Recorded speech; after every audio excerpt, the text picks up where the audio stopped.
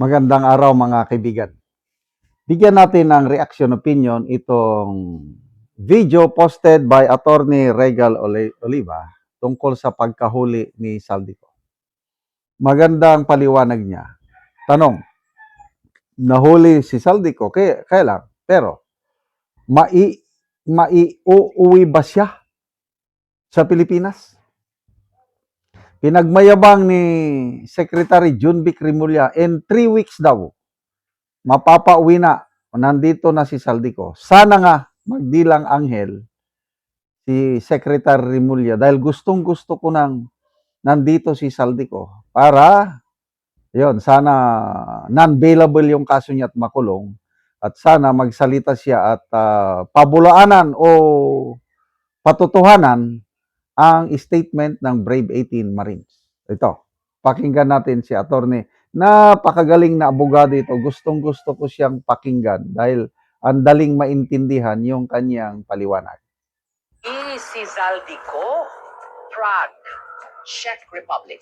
Hindi sa Pilipinas, hindi sa harap ng korte natin, kundi sa ibang bansa under custody dahil sa illegal entry. At doon pa lang malinaw na, this was not a man on a vacation. This was a man on the run. Pero huwag tayong magpahinga sa balitang nahuli na. Ang tunay na tanong, uuwi ba siya? Yun. Kasi si Zaldico, hindi lang basta dating kongresista. Isa siya sa pinakamalapit na kaalyado ni Martin Romualdez. At hindi rin siya outsider sa sistema. Nasa loob siya ng proseso ng budget. Alam niya kung paano gumalaw ang pondo. Alam niya kung saan napupunta. At ngayon, nakaugnay ang pangalan niya sa flood control scandal. Mga proyektong dapat nagliligtas ng buhay pero ngayon, tinatanong kung saan napunta ang bilyon-bilyong piso. So yes, his arrest matters. Pero huwag nating kalimutan, walang extradition treaty ang Pilipinas at Czech Republic.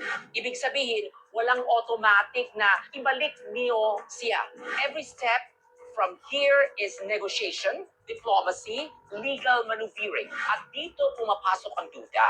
Because that gap, that absence of an extradition treaty can be used. Used to delay, used to stall, used to keep him exactly where he is habang umiinit ang ibang issue dito sa loob ng bansa. Let's call it what it is. Kapag umuwi si Zaldico, mag-iiba ang usapan. Hindi na ito puro politika. Hindi na ito puro impeachment. Mapupunta tayo sa mas mabigat na tanong. Nasaan ang pera? Sino ang may alam? Sino ang nakinabang? At posibleng may mga pangalan na hindi handang marinig ngayon. Kaya malinaw dapat ang panindigan. Hindi sapat na siya ay nahuli. Kailangan siyang maibalik agad. Hindi next month. Hindi kapag tapos na ang ingay. Hindi kung tapos na ang impeachment. Kundi ngayon, habang mainit, habang relevant, habang may pagkakataon ng mahabol ang katotohanan. Let him face the Sandigan Bayan. Let him answer for graft and malversation. Let him speak under oath, under the law, under the same system he once operated in. Because this is not just about Zaldico. This is about whether our system can hold its own people accountable or whether it bends, delays, and waits hanggang sa makalimutan. Hindi na dapat makalimutan. Because this arrest is not closure.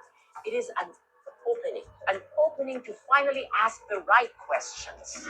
Now we can move back to the real scandal and not just the impeachment. Another day, another Regal. Another POV. So, sa punto niya is hindi madaling mapauwi si Saldico dahil may mga prosesong susundin. Dahil nga wala nga extradition treaty between the Philippines and Czech Republic. At yung pagkakaintindi ko sa kanya, parang patibong ito para hindi makabalik si Saldico, para doon na lang siya. Kasi kung babalik siya dito, delikado yung mga kapwa niya masterminds. Madadamay sila pag makabalik dito. Kaya, ito, ah, kinumpirma ni Attorney Harry Roque, tinawagan daw niya ang Immigration Police sa Prague, Czech Republic. Wala man daw nahuling Saldico. I don't know saan nanggaling yung o sino yung source ng Pangulong Marcos na sinabi niyang arestado na. Tapos very confident si Secretary Rimulya na in 3 weeks time, mapauwi na nila si Saldico. Sana nga. Hinamon siya ni Attorney Roque, si Rimulya. Magre-resign ako sa aking pagiging abogado kung makauwi si Saldico in 3 weeks time. So, ano ngayon, April? First week of May. Tingnan natin. Yan ang pang 3 weeks. Tama ba?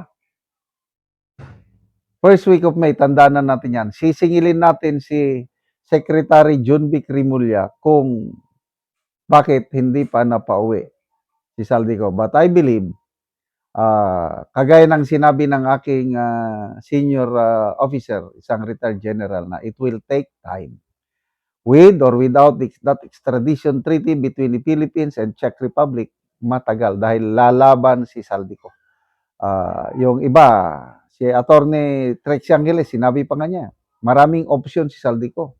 Pwede niyang sabihin na, I don't want to be deported back in the Philippines. Deport me to Portugal. Yun, those are options. Kaya, sayang, akala ko, madaling pauwin si Saldico, kailang ngayon naiintindihan ko na. Matagal na proseso, it will take years. So baka by that time, wala na. Si VP Sara na ang presidente by that time. At I believe na doon na tayo magkakaroon ng tunay na hustisya pag umupo ang bagong administrasyon na may political will na habulin yung magnanakaw. Ngayon kasi, ito, opinion ko lang. Wala. Puros pangtatabon lang. Kasi sila-sila rin eh. Kaya wala akong asahan, ombudsman, blue ribbon, wala na yan. Next administration na lang tayo asa na mapanagot ang mga magnanakaw sa kaban ng taong bayan. Salamat mga kaibigan sa inyong pagsubaybay sa channel nito. Nakakatulong kayo ng malaki sa tribong Talandig ng Bukidnon dahil ang sweldo natin sa channel nito is pantulong sa tribo. Namimigay tayo ng libreng yero at pako para tayo sila ng mas maayos na tirahan. Panoorin nyo ang video nito. Ano ni ang natagaan namo og sin. Ate.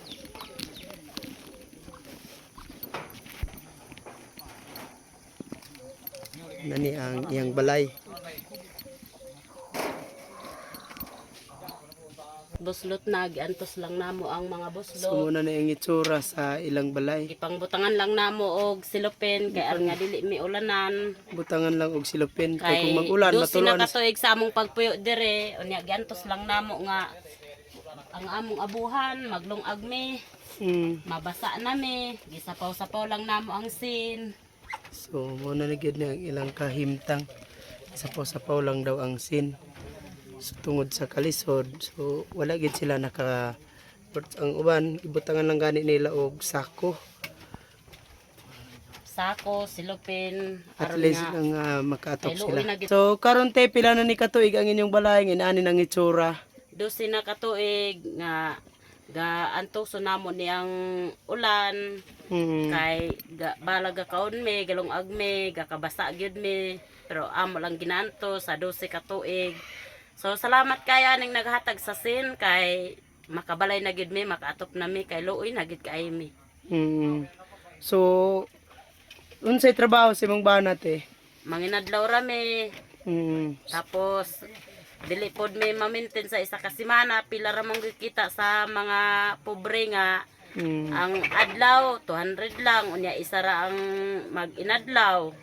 Unya di naka-problagi og ipalit sa sin. Kay kulang pa gani ipalit namo og bugas. Lagi. Salamat kayo sa Ginoo nga manginaot mi nga magpadayon kining inyong paginabang sa mua. Say, nagampo gyud mi nga kaloy ang gyud mi. So karon nagpasalamat mi sa inyo ha nga gitagaan mi ninugsen, maayo na gid ang among balay, makatop nami, makuha na ni ang mga buslot, gipangbutangan lang og silupin, sako, mabasa nami kung ulan. Luoy na gid kayo, may salamat kayo. Salamat pod kaayo.